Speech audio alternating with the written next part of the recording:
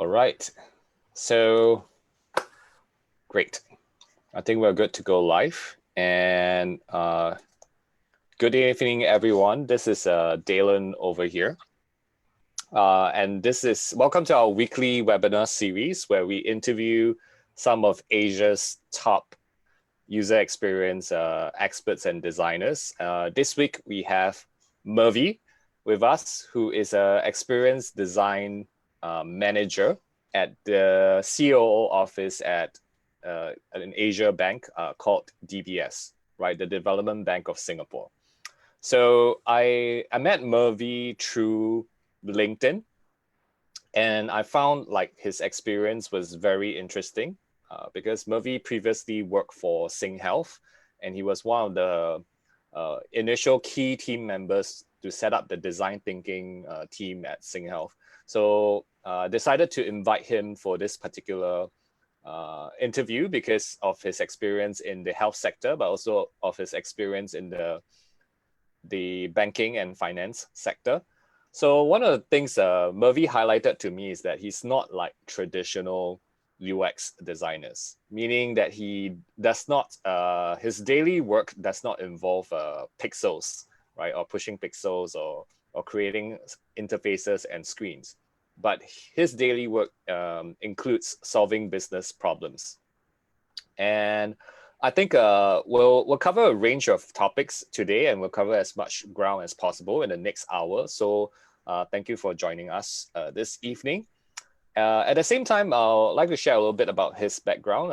Mervy came from a fine arts background, and he was trained in industrial design. And he's currently a freelance potter and a weekend painter.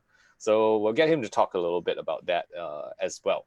So Mervy, let's start with the first question, right? Yeah. So the first question being, what are you doing in the COO office in DBS as a designer?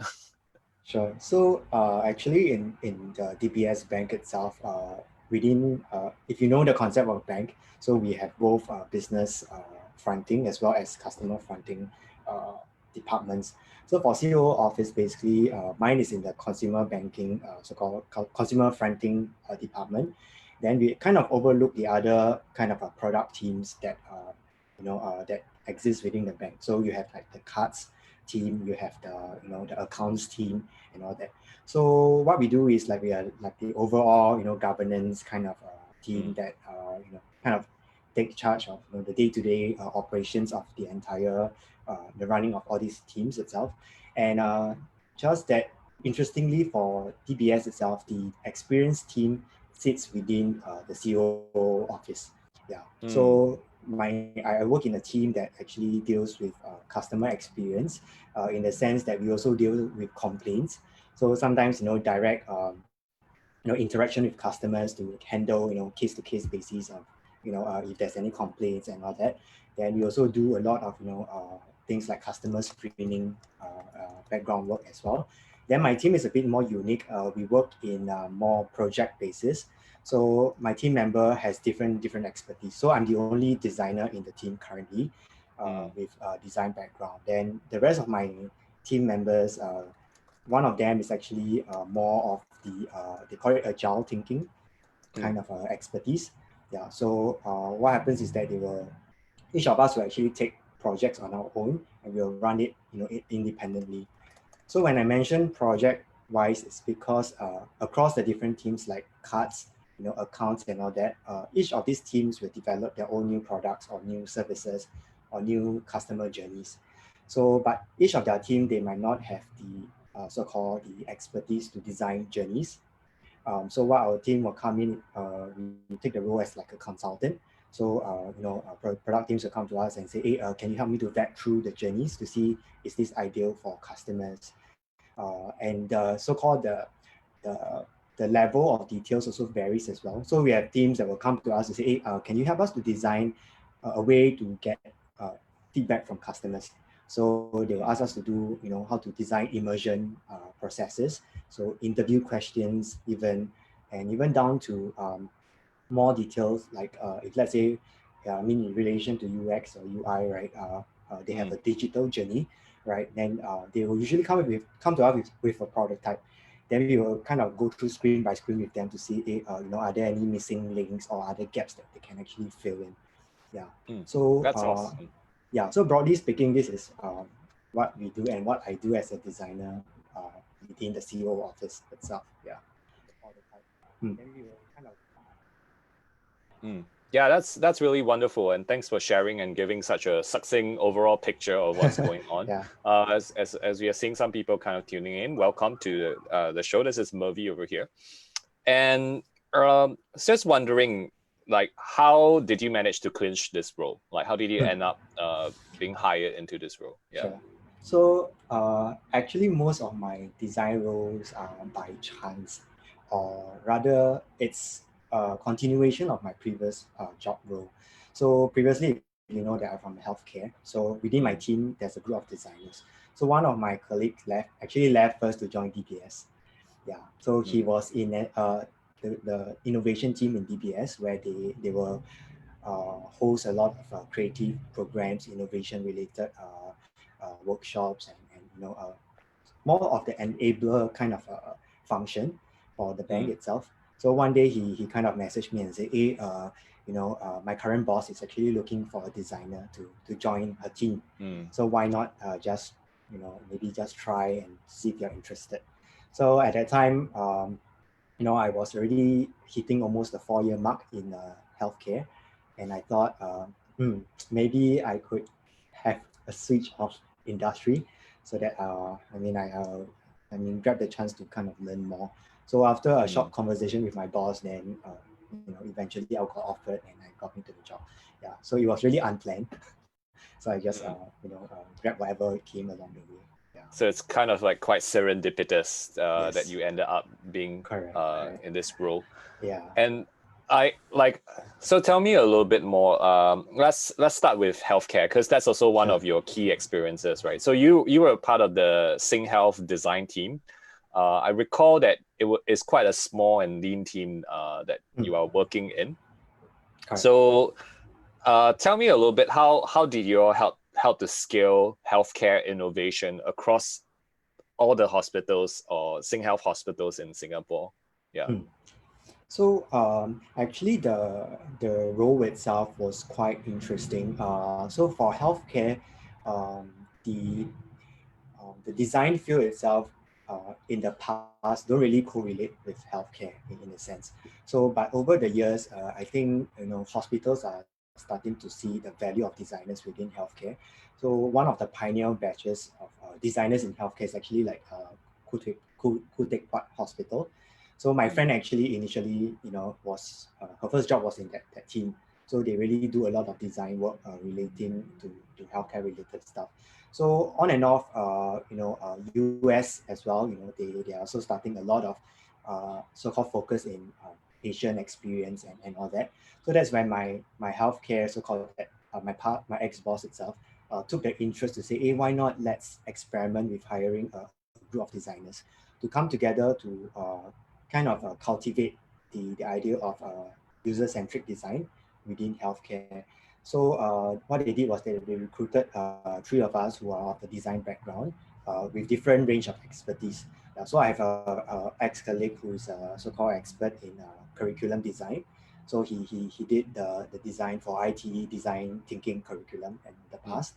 Then one of my colleagues is basically a really so-called high-ranking product designer in his field.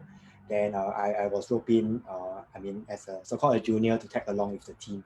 Yeah. So what happened was that together as a team, right, the aim was to actually, push forward the idea of design thinking. Because in the past for healthcare, their focus is all about efficiency, about error proofing.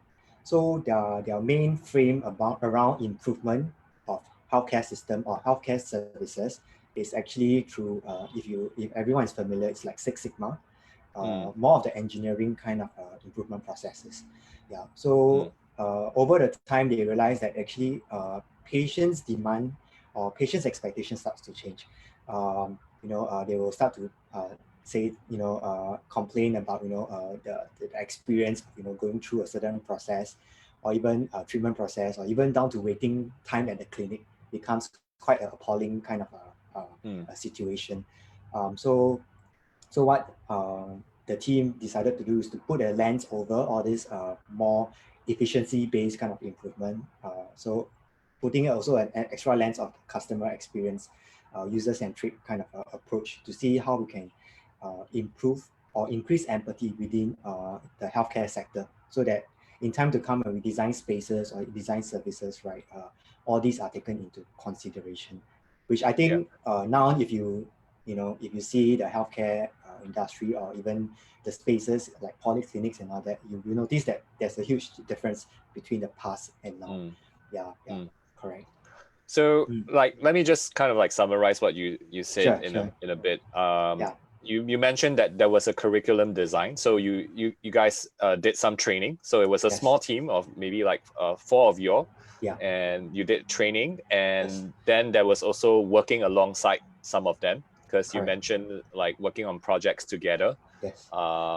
Did like when was the moment like you let them sort of like lead their own projects on their own? Because there's only 4 of you, right? And then there's like such a big hospital, so many problems to solve. So interestingly, the team's initial objective was to do a lot of training. So like what you mentioned, we designed curriculum, we did a lot of trainings, and our idea was that once we do training, eventually this pioneer batch of people who are trained by us will become the so-called what we call champions, right? That they will eventually be confident enough to kind of lead their own projects using design thinking skills. So as part of this strategy, right, what we did was after training, we actually handheld the first batch of so-called students. So we mentioned that we will do on a consultation basis. So any team that has projects that they think that design thinking can actually fit in, we will handhold them, all right, and walk them through from start to end until they implement the projects itself. So over the 3 years or so, we did a huge range of different skills of project. So I remember one very so-called huge project that we did was if you kind of drive past or walk past the SGH campus now, you will see a lot of new buildings that are sprouting out. So the team actually roped us in to do so-called user research to understand actually across the different departments, because I mean the new building itself, it's a mismatch of a mix of different departments. So you might have a surgery department, you might have maybe a walk-in kind of a consultation department. So we did quite a thorough interview process, user interviews. Interview process to understand exactly what customer feels, and as well as even the staff perspective of what could be improved. Then after that, they will actually bring forward some of these recommendations to the architects to take into consideration for design. Then on top of that, we also did interestingly, I mean, if you recall, for the past few years, there were some incidents of like infection related cases, right? So they also rope us in to kind of look through how we could even error-proof certain processes. So if you remember the process of like the Hep C cases, so there was actually a lapse in basically the sterile process basically. So the team was roped in to actually go on site to observe how people do all this cleaning process and see what we can actually improve. So we, besides working on our own, right, we actually work in hand with, there's a behavioral insights team as well in the healthcare sector. So so that team itself, they really focus on the human psychology and understanding, what is the best approach to error-proof things. So is it, using very distinct colors so that to reduce the percentage of the risk of error, and even what step come first and all that. So with all these two expertise coming together, they put up a so-called recommendation, right, to see what's the best process to error-proof things and all that. I mean, there are a lot of projects that we did, even down to very small scale things like, let's say a speech therapist. wants to encourage patients to I mean, this one is a bit of a more technical thing. So basically, when elderly, right, they have this condition where they can't really swallow liquid. So what they have to do before they swallow liquid, they have to mix with a thickener, right? But their so-called caregivers and all that usually will forget, or they do not know how to mix, right? So these speech therapists came to us and say, hey, how best can we nudge or guide, these the caregivers to prepare all these things for their loved ones, so that they don't get choked when they drink liquid and all that. So that was a very small project, but it was very meaningful. These simple things like designing, so-called information kit, putting stickers to nudge people, to remind people, that kind of little nudges, right, actually makes a big difference. Yeah. Yeah. So how was that problem eventually solved? So eventually, right, they came up with like a little care kit. So everything that is essential to mix everything and all that were presented to them. But I mean, sadly, for as of all projects, right, it's always there's this constraint of budget. Yeah. So Yeah. we realized that in the healthcare setting, project teams often have problems with budgets. Yeah. So eventually we had to work with very minimal kind of materials, like containers that you can buy off the convenience shop, that kind of thing. And the team actually assemble everything on their own. Yeah. Yeah. So but That's good. yeah. So but the thing is that we told the team that actually whatever you're doing now is actually the so-called the first prototype. If you prove that it works, right, eventually you can kind of bring it through to the management to convince them investment is worthy, right? Then you can actually scale up to a larger impact for more Yeah. patients. Yeah. That's wonderful. Right. I think that's very valuable, and it sounds like a very interesting problem to Yeah. solve Yeah. as a designer too. Correct. And that's great. And thank you for all those who just joined us in the Zoom meeting room. This is Mervy. He's currently at the I CEO office at DBS. So I'm interviewing him to understand how he's using design to solve problems that are not related to designing websites and apps. Uh, so particularly Mervy has been in healthcare right now. Now we're in a COVID situation right now. Like how what are your thoughts in general, like in terms of how the processes and how user flow is in how we kind of like respond to incidents and how we engage. Like, have you all been thinking about that as early as the time where you were there, like a couple of years ago? Yeah. You referring to the healthcare or the Healthcare, banking? healthcare. Ah, Yeah. okay. So I think over the years, looking at I mean, it's like a silver lining as well. Previous experiences. I think the healthcare has started to ramp up in this area. I remember working very closely with the infectious control team, and I was very very surprised in how stringent things are being conducted. And even for my team, I was also part of the in finance sector, you have the audit kind of team that goes around auditing people. So I was actually I managed to participate in part of the cleanliness audit team or infection control audit team. This is So in DBS or in SingHealth? SingHealth. Okay, this is Yeah. in SingHealth. Okay, got Yeah, it. yeah. So because at that time they also tasked us to actually improve the employees' process of auditing in terms of cleanliness. It was very layman at the time. So nurses have to use forms and they have to take, what they observe and all that, and they have to manually compile it after that, right? So they brought us in to see, what, which is like what digital features that we can actually introduce to make it more user friendly for them and all that. Yeah. So as I participate, I realized, how tiring a nurse job is. They have to take on audit roles as well, going to different hospitals to look through their clinic spaces, their surgical spaces and all that. Yeah, so I think over time, all these things, all these programs, all these initiatives starts to come together. And yeah, I think, this time around with the COVID, they're more well prepared. And I mean, if you notice the kind of flow that they have in place, it's kind of, I mean, quite refined in that sense. Yeah. Yeah, Yeah. yeah, correct. So that's wonderful. I was just wondering, like, out of curiosity, it sounds like you have a team of 4 people. Then Yeah, you're managing all the different hospitals, and all the it, hospitals are coming to you with problems. So yeah. at any one point in time, how many projects did you handle Mm, on average? average, I can go up to 5 to 6. Right. So this Yeah, is not including training, right? You guys still have to no, conduct yeah, training. And correct. And wow. I also have other portfolios like yeah. So the 5 to 6, right? I mean, it's also because for these project teams, right?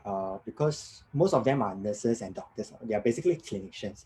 Mm. They don't have really time to work on projects except their free time or even weekends. Yeah. So the progress of the project is usually quite slow. So in some Mm. sense, sometimes it spaces out and we can Okay. manage it. Yeah. Ah, Yeah. I see. Yeah. So So yeah. mm. How do you all prioritize then? Like obviously there are some things that are a little bit more critical and there are things that Yes. are less Yes. critical. So how do you all decide, or is it your ex manager Hmm. that decides for you? Yeah. So we do have a priority kind of strategy. So because in that sense, during that phase when we are trying to introduce design thinking, we don't have any real case scenarios. So of course, I mean, my manager's view was let's get things done, so that we have a portfolio to show, right? So Mm. as we go on to more courses, uh, we can actually bring out all these real life cases to sort of convince them or to show that actually this method works. Yeah. Mm. So one thing that sticks to our mind is we try to take on projects that we think the scope is good enough for us to fulfill probably within a few months.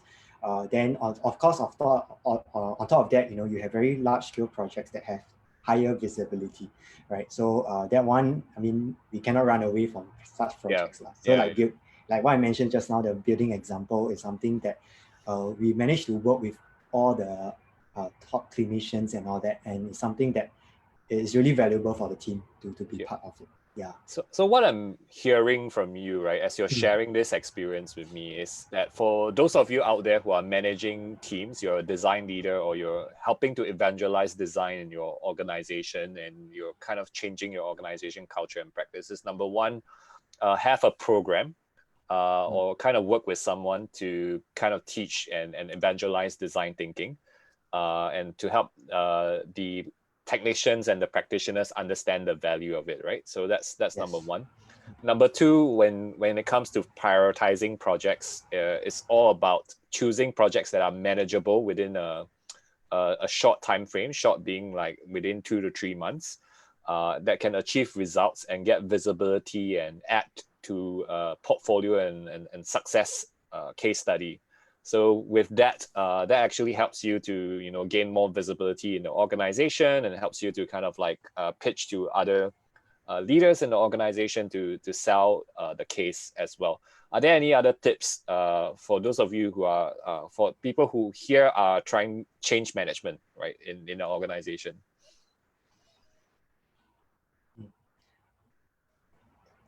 So Yeah, yeah. yeah. Any other Mm. thoughts that you want to add? Uh, I think that the thing is also to build relationships with, Mm. I mean, people you are trying to convince. I remember the first few months that I was trying to even get people to join our design thinking program. I was like a salesperson, so I had to prepare a so-called a sales pitch deck, right, Yeah. to show, to succinctly describe what the design thinking process is and what value it can gain. Mm. So I think preparing all this so-called sharing kits actually helps a lot. Yeah. Yeah. So over time, we also started to beef up our all these so-called publicity kits Do with you do all you have our. to Hmm. do you have to send them a brochure beforehand? Like here, take a look at uh, the brochure. yeah, eventually we did develop brochures because the program started to scale up, and Yeah. we wanted to do it like an institution style, so Mm. people should get a really quick view of what the course will entail, as well as the objectives and what they will learn out of it. Yeah, so it actually went down that route. Yeah, so and I think also one thing to advise or to maybe a tip is that when we start designing our design thinking course, we did pay a bit of money to get a design consultancy who is specializing in design thinking to take our first few batches of our students. So we sat in and observers to see how they run the workshops, and from there, pick up things that we could actually so-called Implement. execute on our side. Yeah. Yeah. Yeah. Yeah. That's good. So That's a wise strategy. Learn from experienced practitioner, and then after correct. that, try and do it on your own. I think I see that as well. With some of my clients that I work with, they're interested in that model where they want to spread that knowledge within their organization. Yes. So that's great. So let's talk a bit about like finance now. And welcome to all the newcomers and those who are tuning in on live on Facebook. So we spoke about healthcare. Now let's talk about finance. What are some of the interesting projects that you can share that has already gone public that you have done? Yeah. So as I mentioned, my role itself is very project-based, and the scope of work that was assigned to me, I mean, that I thought was very interesting. I mean, I completed, I think, 2 to 3 projects around this area. So I was also in charge of the sustainability pillar. And so I had a few tracks that I kind of govern or look after. So first thing is the environment side of things.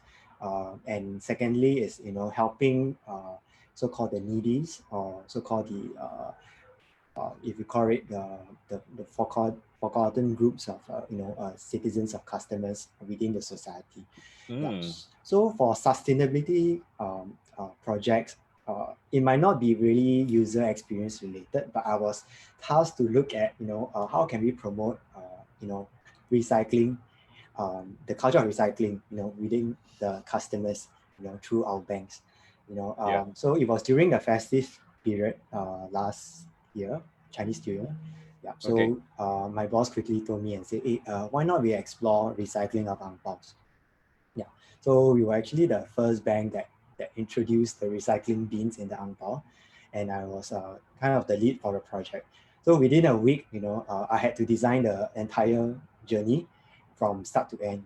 How customers will actually drop their ang pao. Is it within the branches, or is it within CCs or MRTs, that kind of consideration, down to after they drop it, the ang paos in the bin, how do we handle it after that? So it was interesting because it was a mix of employee journey and a customer journey. Yeah. Yeah. Which is something that I have to deal with every day. So especially after that process of dropping an ang pao, right? All the rest of the journeys are basically all employee journeys. Staff have to check whether any customer accidentally drop check their check into that box. They have to check whether there's any other important documents that customer wrongly dropped in. That's true. Yeah. And even down to coordination with the recycling plants and all that, I had to single-handedly handle everything. Yeah. And even down to comms, working with our GSMC teams to craft out, what kind of messaging you want to push out, down to, designing circulars. How to respond. Then in the lens of customer experience, you have to work with the call center. Customers will call center to ask about inquiries. Right. I have to draft all the Q&A questions. Yeah, it's almost like a business unit of its own. Correct. Yeah. So from start to end, everything has to handle single-handedly, and as a designer, it helped me a lot because designing communication materials, right? Imagine if you don't have any design skills, you will struggle with what is the best way to communicate and all that. So with all this background knowledge of myself with programs and all that, I could quickly come up with something to actually put up for discussion. So it actually shortens the entire process of development or planning or designing the entire journey. Yeah. So that was quite very, very exciting. Then this year I had 2 other projects which as I mentioned, was to help the needy groups. So it's actually on PE web now. So basically, one project was to look at how we can avail emergency funds for customers that are of need. So imagine, right, one day, so-called like a poor family, right? One of their spouse or their partner, lost the capability to actually work, or even down with a certain illness, and they need urgent money or emergency money to for their day-to-day living. So we actually work with the Justice Court of Singapore to draft out a new approach for this group of families to obtain funds, right? So that they can tide through these tough times. So it was quite interesting because now the design journey process, we are working with the law side of things as well. Yeah. So my team consists of, besides me as an experienced designer, we have the business team, we have the so-called our own legal team as well, to kind of design the entire flow. So the entire flow, if you see it at a broader picture, there are a lot of different lenses or layers that comes together. So we have the back-end team, operations team, where they have to know exactly, when this customer comes to branch, back-end what they have to do, so that informations are all captured, and audit trails and all that. Then for me, I put in the customer lens, when a needy family comes in, what is the first touch point they should encounter?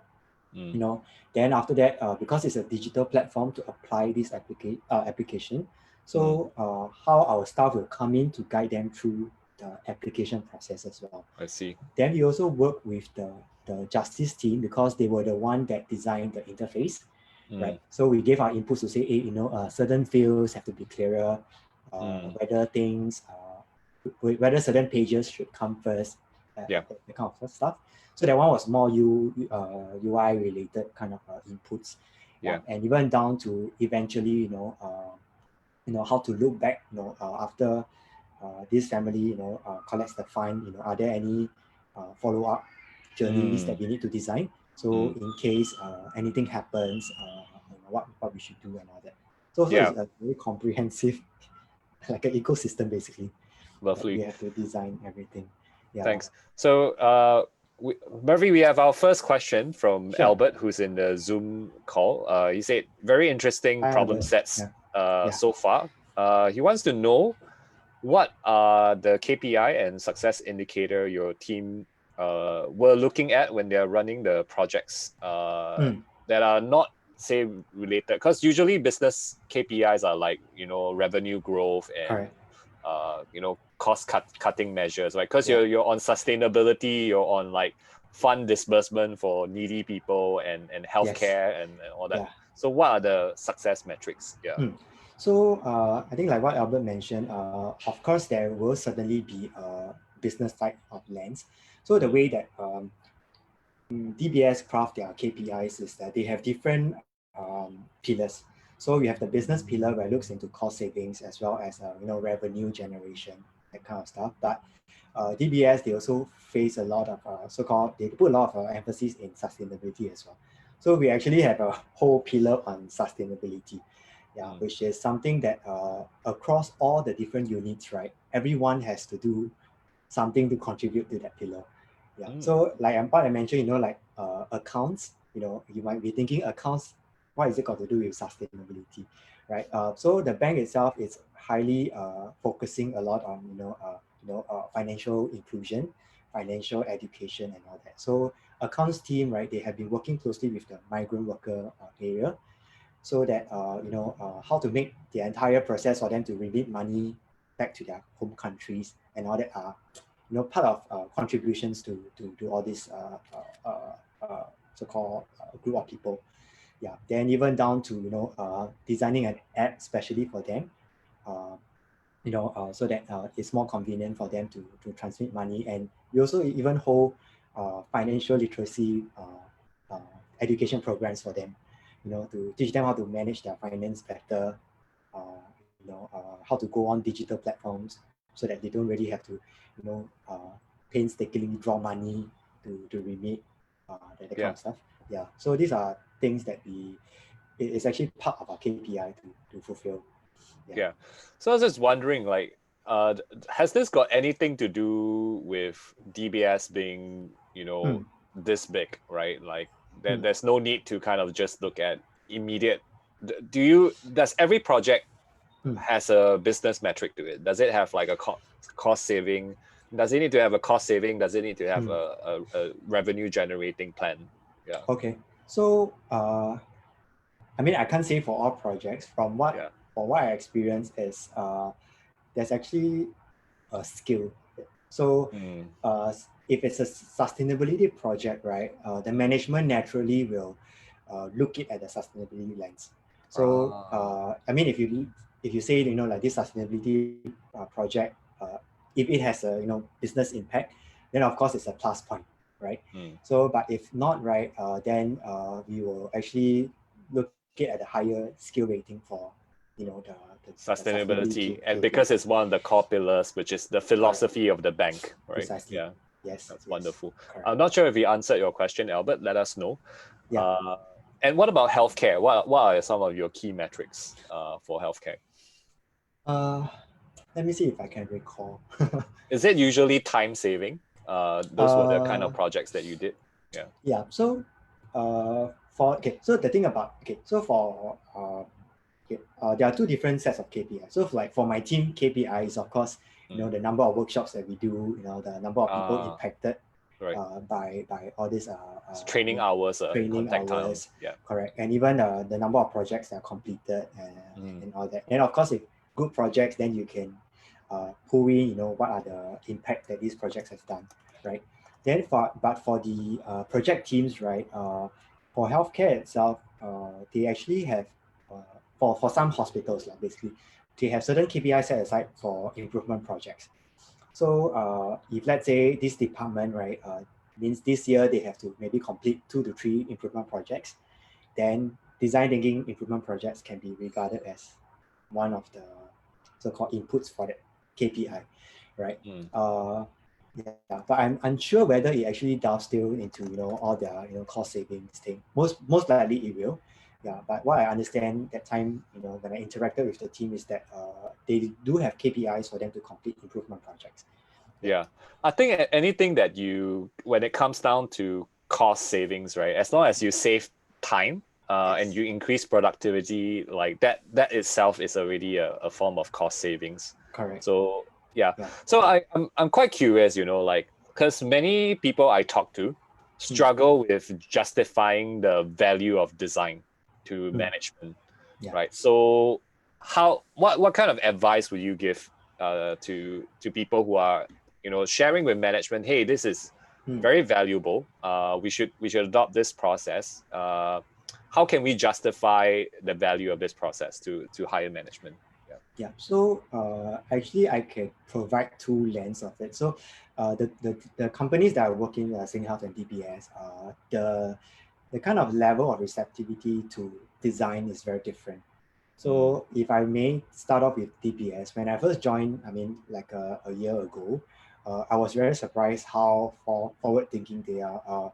I wasn't like the only designer in the bank.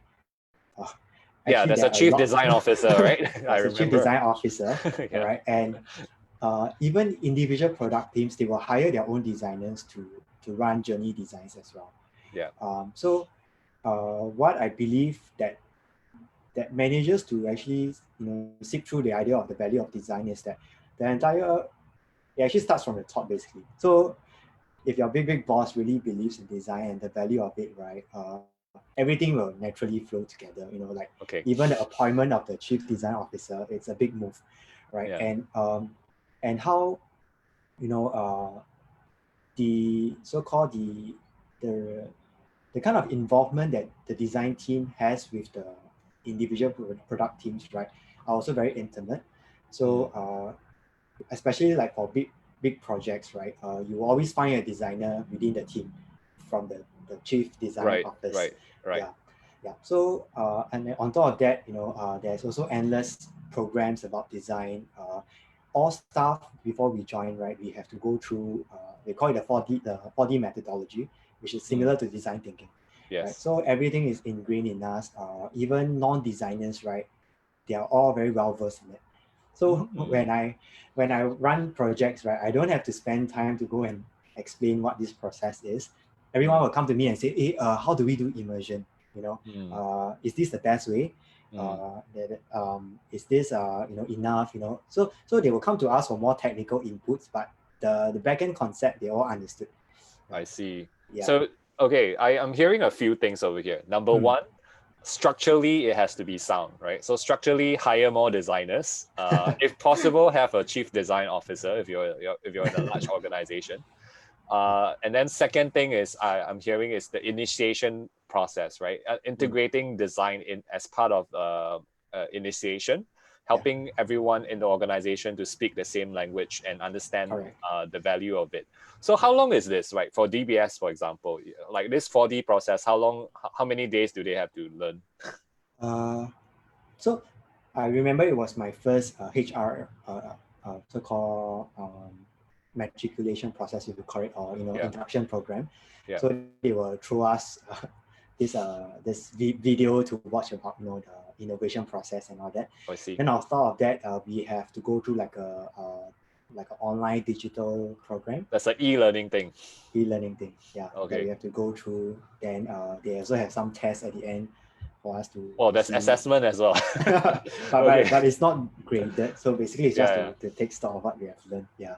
Okay. So yeah. Then on top of that, we were the entire messaging and the whole culture is always around us. So now and then you will keep receiving mailers from the innovation team that talks about 4D methodology.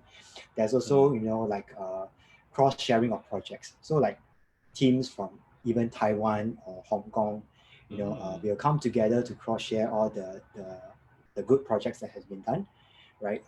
In a so-called event-based kind of setting, that kind of stuff. So I think a lot of all this cross-sharing and a lot of this teaching creates really an entire culture of design. It's always there. Even though everyone could be practicing design in the organization, even though their title is not a designer. Correct. Right? Yes. Yeah. Yes. I think that's wonderful. Yeah. Cool. And for healthcare, right? Healthcare, you don't have this luxury, right? There's no chief design officer in SingHealth. Yes. So what did you have to do to kind of like compromise or So I mentioned I shared a lot just now on education part of thing. So I didn't really share much about the other side of portfolio, which is I was I had to take charge, or I had to start an innovation network within the healthcare. Oh, there is an innovation network in SingHealth. Yeah, I mean during that time when I was around, so I had to set up this network where we will try to pull all relevant parties that got to do with innovation or design together. So at least there's a platform that all our efforts can be consolidated, and we don't do our own silo kind of publicity and culture building and all that, which is more tiring. Yeah. So through this innovation network, what we did, because there are so many facades to design. So besides all the digital interfaces, right? We also have product innovation. So we had to put in the IP team, intellectual properties team. Then we also realized actually we do have a medical innovation team as well. So we also try to kind of recruit. So anything under innovation, just get together in a committee and let's talk. How regularly do you all meet, or how regularly do you all hang out? So the sad thing is that we didn't have regular meetings, but but for our side, we tried to bring in a very so-called regular programs in for people to participate. Yeah. So like for me, I had to do a lot of networking outside as well. So actually in Singapore, there's a lot of healthcare innovation seminars as well as expos, right? So I had to attend those expos, to see out there what are all these companies doing, right? And inviting them to actually come to the hospitals to share their innovation ideas. I see. Yeah, because that's great. Yeah, because design process, it doesn't need to start from scratch. There are solutions out there, so why not we just match make together to kickstart things faster, right? So that was our so-called aim. Then we also collaborated with a lot of schools. So design schools, Mm, we also collaborated with like gamification labs across polys and mm, all that, mm, mm. where I mean if you notice like nowadays healthcare solutions also try to incorporate gamification kind of concepts. So Yes. we also brought the education team in. Then we conducted like competitions for healthcare Right. workers and students, that kind of Yeah. thing. So I mean, the aim is to create that kind of culture, to kind of tell everyone that innovation doesn't limit to just designers, but Mm. also It's you for as a everyone. clinician, Yeah. right? You can actually do a Yeah. lot of things. Yeah, Yeah. correct. I think that's really wonderful and interesting. Yeah, I think thank you for sharing this so openly. One of the key no, things I realized as well is designers are quite shy, right? Like earlier before this interview, you admitted to it yourself. You don't actually like to talk about your work, right? yeah, correct. So how do you solve that problem, right? Because obviously you understand the value of design and you want Mm, that to permeate throughout your organization, and in some way you need to communicate it, yes, but you need to communicate in such a way whereby you're not like forcing people to accept like this correct. is the way or the highway, right? So how do you do it gently, especially in Asian cultures? Yeah. Yeah. So actually, over the lunch talk works wonders. Over the So lunch talks, brown bag lunch yes, talks. Okay. correct. I mean, for me, or actually the initial team within the healthcare sector, we are all quite, we are not the rah-rah kind of people. So a Mm, lot of bonds and all that we will actually build through the workshops that mm, we organize. Those workshops, right, you have an influx of clinicians, nurses, and all that. yeah. And once you start talking to them, over lunch, over break times, all these bonds will form. So Mm, over time, you will just follow up with them in casual conversations, and sometimes mm, words get passed on. mm. Like they will introduce their friend to attend our workshop as well. So Oh, yeah, so nice. the word of I mean, the word of mouth is quite a powerful thing, that it will kind of pass on organically on its own. Then on top of that, with successful projects, right? Once you start identifying good platforms to share, then people will start naturally come to you to to, Mm, to discuss more. Then also on top of that, it's also important to get good collaborations. I mean, within the healthcare sector, it was so big. So, but we managed to onboard, key stakeholders like the infrastructure team. So the director of the so-called, like the renovation works, where they were in charge of renovating wards and all that.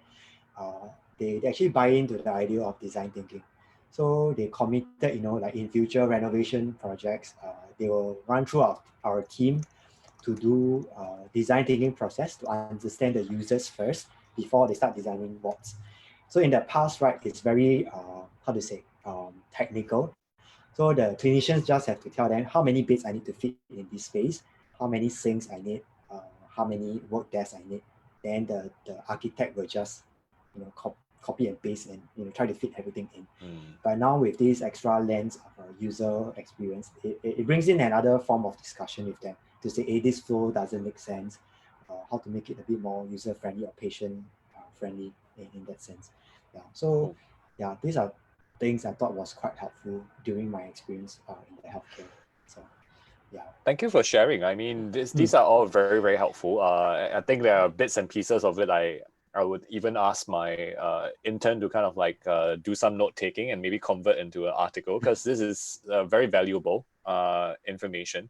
So all of you who are joining in the Zoom call tonight, I think you got quite a lot from this, because he's sharing about healthcare and finance. So I want to ask you, like, you were industrial designer, right? yeah. And you said you were in fine arts. Like, how Yes. did you end up in UX? Or how do you manage to convince someone that you can do UX? Yeah. Yeah. So actually, my entire journey was like what you mentioned, is a lot of by chance and by organic. I mean, uh, yeah, actually, it's a lot by chance. So I started off as a I mean, I don't know if everyone's familiar, like art elective programming, the JC programs. Yeah. Yeah. So at that time, with fine arts background, right, then you start to question what do I want to do in the future, right? So Yeah. I mean, in my mind was that I should get into uni, right? And I was just looking through the courses. So it's either NTU or NUS. Yeah. So NTU, a lot of my art elective program friends went there. I mean, in the field of pursuing either fine arts or even down to what they call graphic designs and all that. But I don't see myself doing that. Then I saw this program, industrial design in NUS. So I just decided to go and take so-called the aptitude test. So in the past, I think now as well, in order to get into the program, you need to go through like a certain test. Yeah. So I mean, I managed to get in, and that's when I started my design so-called journey. So when I was there, first year I struggled a lot because fine arts and design, even though we think it's relatable, but um, I struggled a lot because my concept of what is good and what design concept, is good is very different. So my first year, I had to spend a lot of time to recalibrate my so-called sense of what design actually means. And at that time, right, the curriculum is designed in a sense that it is not targeted specifically just industrial design. Because industrial design in the past is all about products and all that. But we realize as we go through the years, it's a 4-year program. The second year and third year, we start to be exposed to different genres of studios, design studios. So we get to design really product, like electronic products and all that. We managed to do very abstract things as well. So like, more expressive kind of project. So let's say, how do we communicate, let's say, death, So you have to interpret what death means to you and come up with a product or an experience to communicate that. And down to, I think that was the year, I mean, when I was year 2 or year 3, that was the year when UI, UX came into the industry. Then we managed to bring in expertise from the fields to kind of guide us, what it takes to be there. So at that time, we were not technically trained to use softwares, like nowadays you have all your Figma Adobe, and Adobe XD and all XD. that. Yep. Last time it's only Photoshop and I Illustrator. remember that time. I was a designer back then too. Yeah. So we had to figure out, what is the best way to put up, all these screen flows using simple illustrations and all that. Yes. Yeah, which was quite interesting. Yeah. Then after that, I mean, talking into going into really the industrial field, right? After I graduated, I joined my lecturer's studio. So it was a small studio that I did a lot of furniture design and space design. Yeah. So that was then I do a lot of CADing, 3D modeling. I did a bit of graphic work as well, but the experience was quite intense. So it was like a short one, close to 2 years experience. But I managed to do, if you know, like the OCBC Gateway branch, the premier banking. So it was designed by me and my 2 bosses and the design team in OCBC. Nice. So the 3 of us had to take on this huge project, designing the space inside down to the furniture, and had to work with the business teams, on how to curate everything and all that. Wow. Yeah. Then I also did the other spectrum of things, which is doing business proposal for a local furniture brand to see what is the next range of furniture they should design to go into like the office furniture market. Right. So that one involves a lot of design research skills, which was quite helpful when I transit into the next phase where I went into an internship with a local design firm called Orca Design. So I was there as an intern doing design research. So that time they were doing this program with Design Singapore for elderly and so-called technology. Right. So I had to do a lot of design research related stuff, and just nice in that workshop itself, there were healthcare people as well. Oh. Yeah. So I managed to get a referral from my friend who is in Khoo Teck Puat Hospital. Yeah. So I see. yeah. Okay. So Very important tip. Very important tip over here. Make friends. Make friends as you kind of going along in the industry. But I also saw this thing that you did, which is building your portfolio. Even though your portfolio isn't related to digital, but you were still working as a designer. You were still solving problems and building that. And I think all of that led you to kind of like end up here in DBS, and eventually someone saw, hey, this guy did OCBC's space, right? And this guy did all this healthcare stuff and did all this training. I think we need someone like that. So anything else you want to add? Just the point to add on is that I think now as a designer, right, for me personally, I find that we don't have to do actual design work to take on a design role. Nowadays, actually, in even government industries or even finance industry, healthcare industry, they are starting to see the values of designers in a different lens. So it might not be actual design work, but how we bring in the creative perspective to solving problems. And that is what most companies are grappling with nowadays, problem solving, right? And the value of us is also, how we can actually communicate what we envision very clearly to the stakeholders. The way we can use graphics, or the way we can use, like sometimes we also use videos, right, to so-called elegantly, or do it in a very refined way to convey our ideas, which increases the percentage of getting buy-in, more than you're just submitting a whole essay of the business plan words. proposal to the management. So I think that's great. Yeah. I'm going to ask a practical question for the audience, because you are a designer that doesn't push pixels, right? So I'm going to ask, like, as compared to your counterparts that push pixels, is your salary as competitive, if not more than that theirs? Actually, I don't know how much they are earning, but I think it's comparable, if I'm not wrong. Because depending on the different industries as well as and how they position designers as. In DBS it's quite flat in a sense, like designer role and my role, we go through the same so-called, what do you call it, the tiering career progress. So it's comparable in terms of the tier and the salary tiers. If I'm not wrong, I'm okay. I just want to ask, because just in case, right? Like, people are like, hey, Mervy's giving advice, like, hey, you don't actually have to be a designer that push pixels, and you can still make it in the industry. So I just want to take care of the practical question. I'm gonna ask you a few, short questions, and you can give like 1-sentence answers. So let's start. What is your favorite? Oh wait, hang on. We got a question from the audience. Calvin here in UI UX research position. Want to hear from you. If a company new with UX having to manage a new pillar in the company, how do you take up something from the product team to do UX? Okay, so Calvin, you want to give some context? You want to unmute yourself, give some context along? I know roughly it sounds like you have some conflict with the product team.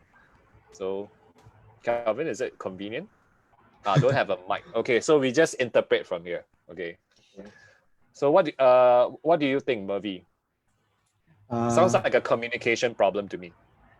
Okay, so because I'm sure what you're referring in terms of products, because in the bank itself, our product is intangible kind of a product. So the thing is that I think depending on how your role comes in, for us, because when we talk about product, right, it's about financial product. But financial product itself, it's something when you put it up to customers, right, they might not understand the whole mechanism. There still has to have a customer-facing kind of layer that has to make sense to a layman person.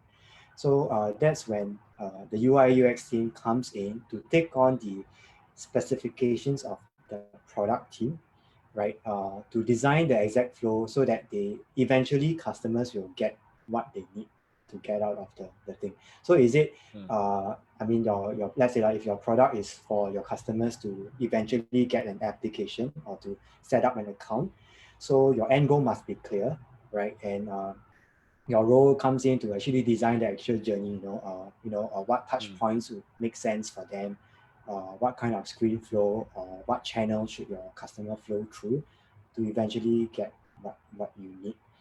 Yeah. So, Mervy, I'm going to try and interpret the question as how I Yeah. read it as Correct. well. Please. So, from what I understand, it sounds like because UX is a new thing in the company, and as a result, to practice the UX process, which means research, providing data and design, is all part of the process, right? And it's an important part of the process. Yes. But it seems like Kelvin is meeting some resistance from the team because they're like saying, why do you do it, right? And so how do you overcome this kind of resistance?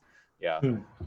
So I mean, for me, let me see if I can take my stand on this. So for me, actually, for me, data points don't lie, right? So in terms of putting out to convince your product people, right? Sometimes putting out, qualitative and quantitative feedback from users or from customers could probably put a certain lens for the product teams. Because I can't speak from my own experience in a sense, because in DBS everyone is very aligned. Everyone is data driven. So even before I could start advising them, right, they will be curious to know what customer thinks about our product, or any compliments or any complaints about our current existing journeys, or even down to very technical data points like click rates, funnel effect, that kind of thing. We do a lot of all this data analysis, and once you consolidate this as a whole picture and put it up to the product team and say, hey, a lot of people are dropping off at this stage. Why are people not finally applying your product, opening an account? Is it because the way we are messaging things, or is it the button design? Might be a very minor thing, right? All this will lead to experimentations in the end. Yeah. So all these insights, then you will put out certain proposals and say, why not we can do this? Why not we can do that? Right? Then we do an experiment. Then from there we can then dovetail into what is the best approach to. So from what I hear from Mervy is, present the data and let the data speak for itself. I think Kelvin, just to add on from my own personal experience, yes. I think first of all, if this problem can be prevented, I would also avoid having this discussion in the first place, right? During the interview process, I would actually ask the management and the people who are the product team who's interviewing me, what is your process? How do you make decisions, right? And just kind of find out, are they making decisions through data and logic, or are they making decisions through assumptions? And based on that, you can already tell if like whether you should join the team, because there is no point arguing with someone who who does not use logic to make decisions. So I think if it can be prevented, I will try and do that. But if it can't, then I think what Mervy shared today is very valuable, like building a relationship with them. Sometimes bringing them out for beer and just having lunch with them, just kind of communicating them. Communicate with them in their own language and say, hey, like this is the process, this is the value of it, and take small steps to show them the value of it. I think that would really help convince them your approach works, and eventually they will kind of like align with you. So I hope that answers your question, Kelvin. Right, awesome. So just a short one, Mervy, in the next 2 to 3 minutes, some short questions for you. No problem. Okay. What is your favorite book?